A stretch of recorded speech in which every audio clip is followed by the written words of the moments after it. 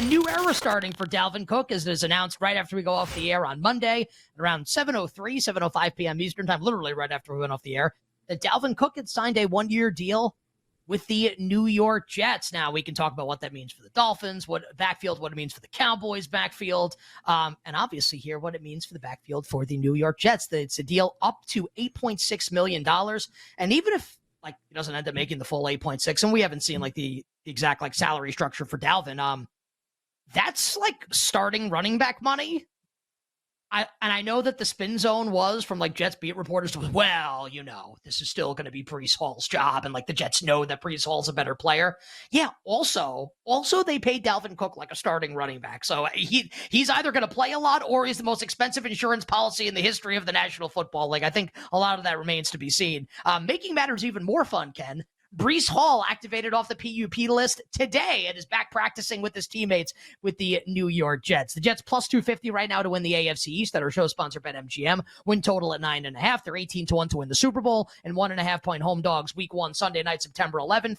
Against the Buffalo Bills. Ken, thoughts on Dalvin Cook to the Jets, joining Aaron Rodgers and company in what is increasingly becoming a must-win year and an all-in year for the New York Football Jets? Yeah, I like the Jets this year. I think they are very likely to make the playoffs. I think they have an outside shot at winning the Super Bowl.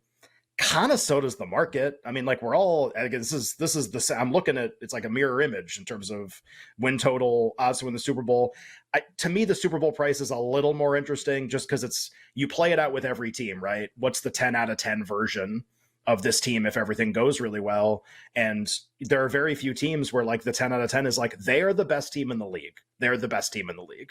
And especially in a league where Kansas City exists, to be able to say that. And maybe that's kind of Kansas City is always going to be the best team in the league because they have the best player, but Jets upsides to be the best team in the league. And if that's the case, then a long price on Super Bowl isn't bad, with the understanding that sometimes Rodgers is cooked and sometimes he'll be bad. Sometimes he won't be, the offense will have trouble scoring and it'll look a little more like last year. But when everything clicks, they can be the best. And there might only be less than a half dozen teams where that's the case. Fantasy-wise, and I know a lot of people have differences of opinions here, I think it kills Breece Hall. I think it kills him.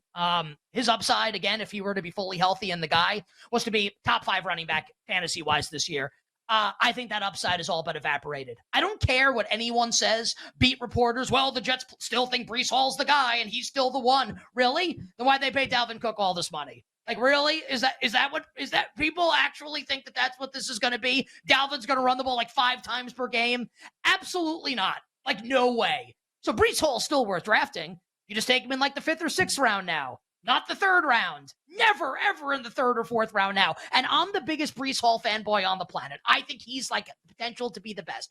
You just can't do it. I'd rather have Breece than Dalvin for fantasy this year. And as we said yesterday on the show, you draft to win your league in December and in the playoffs. And by then, you would think that Breece would be the 1A to Dalvin's 1B. I don't think that's what it's going to be to start the year. But again, you draft to win your league, not to go 2-3-1 in September and get patted on the back by all your league mates. So I'd take Breece over Dalvin in fantasy drafts, but you can't take him in the 3rd or 4th round. You take him now in the 5th or the 6th. That's the Jets part of this. We'll get to Dalvin Cook's yardage prop in a second. But just, Ken, what it means for Miami and Dallas's backfields now. Miami had been rumored to potentially sign Dalvin Cook. They pass on him. Let's make no bones about it.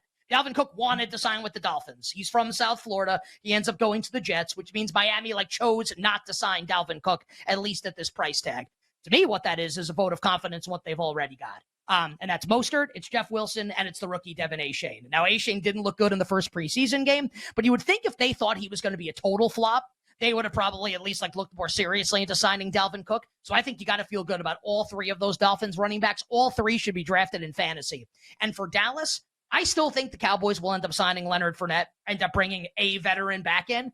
But if they don't, Tony Pollard's end of the 1st round pick in fantasy this year. Going to be an absolute beast, Tony Pollard will, with only Malik Davis, Rico Dowdle, and 5'5" Deuce Vaughn behind him. And maybe Vaughn's the next Aaron Sproles or the next Maurice Jones-Drew, or maybe it's just going to be Tony Pollard, and he's going to be an absolute monster. So for me, if Dallas doesn't sign someone, Pollard is a 1st round pick, And I think you feel better about Wilson, Mostert, and Achane now with Dalvin Cook signing.